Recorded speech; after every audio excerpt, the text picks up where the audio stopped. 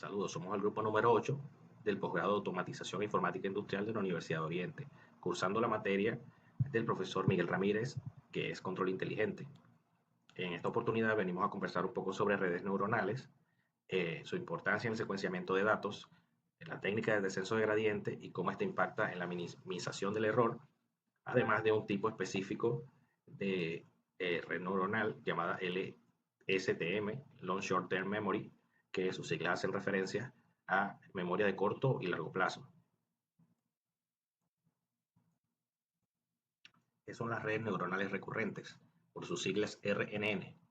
Este tipo de redes son diseñadas para trabajar con datos secuenciales, como archivos de audio, texto o series temporales. A diferencia de las redes neuronales tradicionales, este tipo de redes forman conexiones que hacen ciclos, lo que les permite almacenar información previa y en base a esto influir en la salida actual del proceso.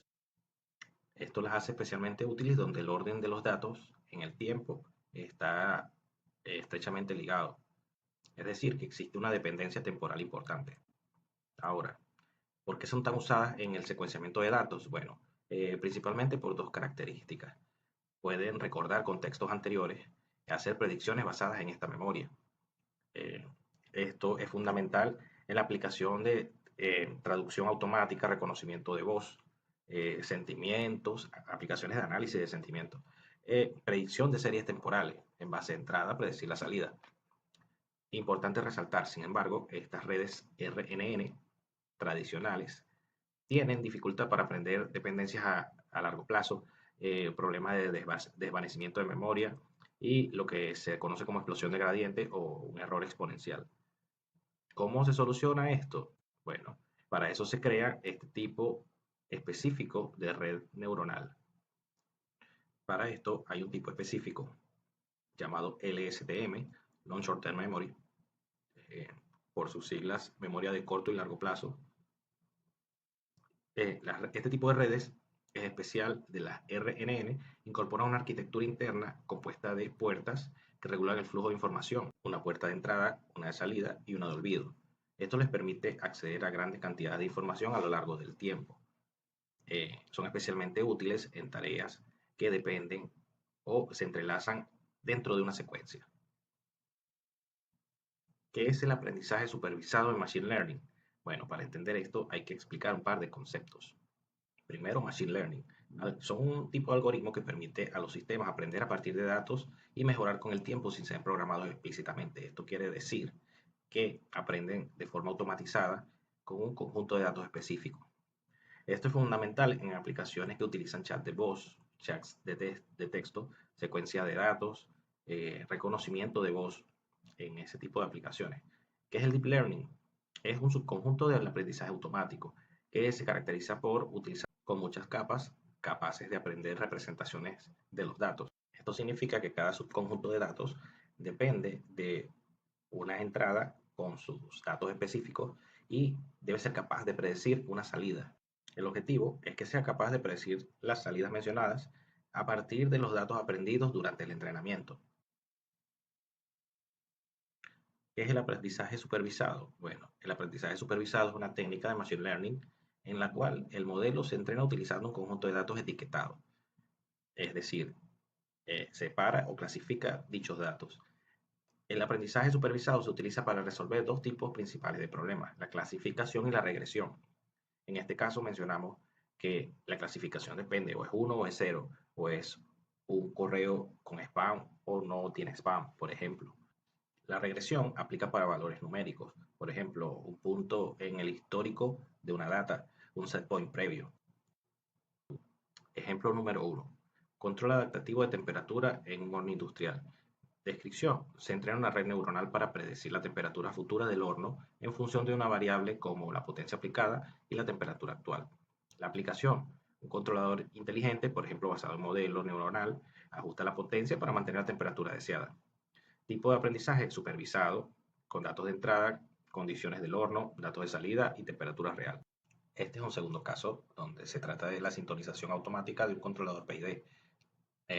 La descripción sería un sistema basado en redes neuronales que aprende el comportamiento de una planta como un motor o un sistema hidráulico, y trata de ajustar en tiempo real los valores KP, KI, KD del controlador PID. La aplicación mejora la respuesta dinámica sin intervención humana, completamente automatizado. Tipo de aprendizaje supervisado o por refuerzo, según el esquema de entrenamiento. Con esto concluyo mi exposición y le doy el pase a mi compañero. Saludos, estimado profesor. Para continuar con la presentación, ahora vamos a ver el método del descenso del gradiente, el cual sirve para determinar los mínimos globales dentro de una función y es ampliamente utilizado en el campo del Machine Learning. En primer lugar, debemos definir la función error, que para la regresión lineal se utiliza el error cuadrático medio, puesto que se busca minimizar la suma de los cuadrados de las diferencias que existen entre los valores predichos por el modelo y los valores reales. En este caso, como vamos a trabajar con la ecuación de una línea recta, pues podemos sustituir los y predichos por la expresión mx más b, donde m es la pendiente y b es el intersecto. De esta manera nos queda definida la función coste o función objetivo como una función que depende de la pendiente y del intersecto y que la suma de los errores cuadráticos de cada uno de los puntos va a determinarse por esta expresión desde i igual 1 hasta un valor n. Posteriormente tenemos que calcular los gradientes de las derivadas parciales. Estas derivadas indican la dirección de mayor ascenso de la función objetivo. Por eso se toma la dirección opuesta, que es el descenso, y de allí viene el nombre de este método. En este caso tomamos la expresión de la función objetivo y la derivamos parcialmente en función de la pendiente, quedándonos esta expresión, y luego en función del intersecto, quedándonos esta expresión para cada uno de los casos, o sea, las derivadas parciales de la función objetivo. Luego se debe inicializar los parámetros, en este caso, pues para la primera iteración se asumen unos valores de pendiente y unos valores del intersecto. ¿Ok?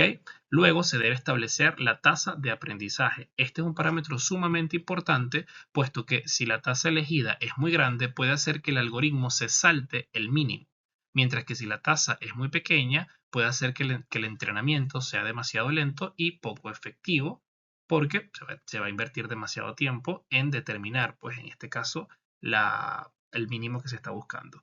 Y por último, se deben iterar y actualizar los parámetros, donde aquí propiamente podemos ver lo que sería la fórmula del descenso del gradiente, donde el nuevo valor que se va a calcular va a depender del valor actual menos una tasa de aprendizaje y el gradiente propiamente de la función. En este caso, como vamos a trabajar con la ecuación de la línea recta, entonces la nueva pendiente va a ser igual a la pendiente actual menos la tasa de aprendizaje por el gradiente, que sería la derivada parcial, y en el caso del intersecto nuevo, pues igualmente el intersecto actual menos la tasa de aprendizaje por la derivada parcial de la función objetivo respecto al intersecto.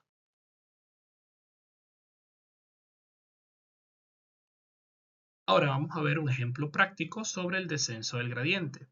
En este caso se desea encontrar los valores óptimos para la pendiente e intercepto para la ecuación de la recta y es igual a mx más b que mejor se ajuste a los puntos dados. Tenemos P1, P2 y P3.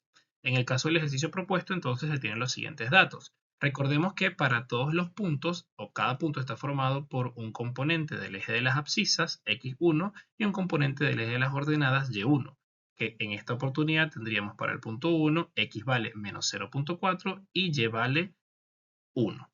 Entonces, como valores iniciales, nosotros asumimos la pendiente 1 y el intercepto 1. Y para la tasa de aprendizaje se tomó un valor de 0.01. Procedemos a calcular el error para cada uno de los valores actuales. En este caso tenemos que el y predicho va a ser igual a la pendiente que se asumió, en este caso 1, por el valor de x1 actual, que corresponde a 0, menos 0.4, más el intersecto que vale 1. Entonces, para este punto sustituimos los valores y tenemos que el error 1 va a ser igual al y predicho, que en este caso sería pendiente 1 menos 0.4, que es el valor de x, más 1 da 0.6. Y eso se resta al y real, que en este caso el y real corresponde a 1, por lo tanto da menos 0.4. Para el caso del punto 2 tenemos que x vale 2.1 y y vale 3. Entonces el y predicho sería 1, que es la pendiente, por 2.1 más el intercepto 1 da 3. Por lo tanto, el error 2 sería igual a el y predicho, que en este caso es 3.1, menos el y real, que es 3, Por lo tanto, ahora da positivo 0.1. Para el punto 3 tenemos que el y predicho va a ser igual a la pendiente que es 1 por 4, que es el valor de x, más 1 que es el intersecto, da 5.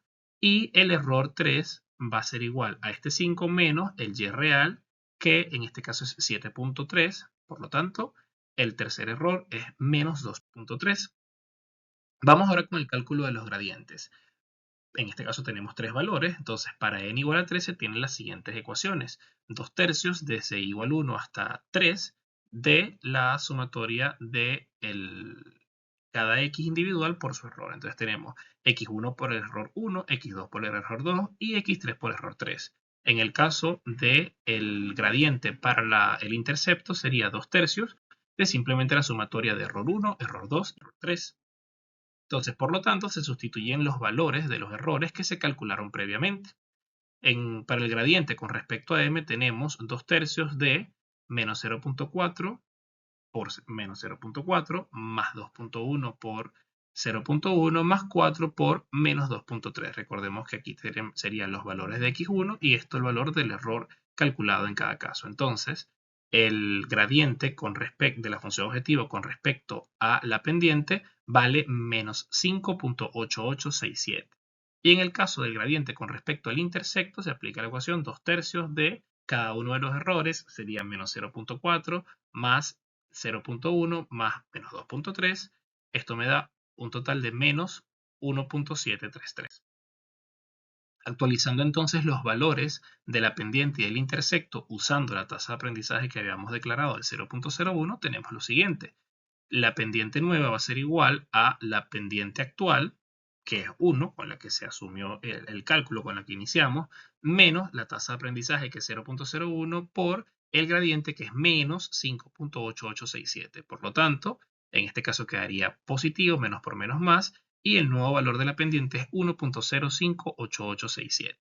Para el nuevo intersecto, igualmente se parte del asumido, el intersecto actual que fue 1, menos el gradiente, menos la tasa de aprendizaje por el gradiente, que como en este caso el gradiente fue negativo, queda positivo nuevamente acá y se suma, obteniéndose un nuevo intersecto de 1.01733. Es decir, podemos observar que culminada la primera iteración, este método comienza a ajustar estos valores de m y b, de la pendiente y el intersecto, desde una posición inicial hasta valores que se irán acercando cada vez más a los óptimos.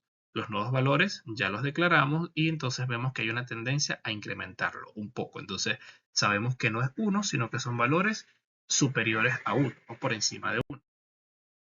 Nosotros en esta oportunidad utilizamos también la herramienta Python para verificar y calculamos, allá en ese caso se hizo la iteración hasta 1000, se declararon 1000 iteraciones y los resultados que se obtuvieron en este caso fue 1.4 para la pendiente y 1.11 para el intersecto. Se graficó también la tendencia del error cuadrático medio durante estas 1000 iteraciones, obteniéndose un valor que tendía a 0. Entonces podemos verificar que la concordancia pues, entre los resultados obtenidos mediante las 1000 iteraciones que se pudieron realizar con Python y, en este caso, las declaradas mediante la iteración manual, donde vimos que partiendo de 1, la tendencia fue a incrementar esos valores tanto para la pendiente como el intercepto. Muchísimas gracias por su atención.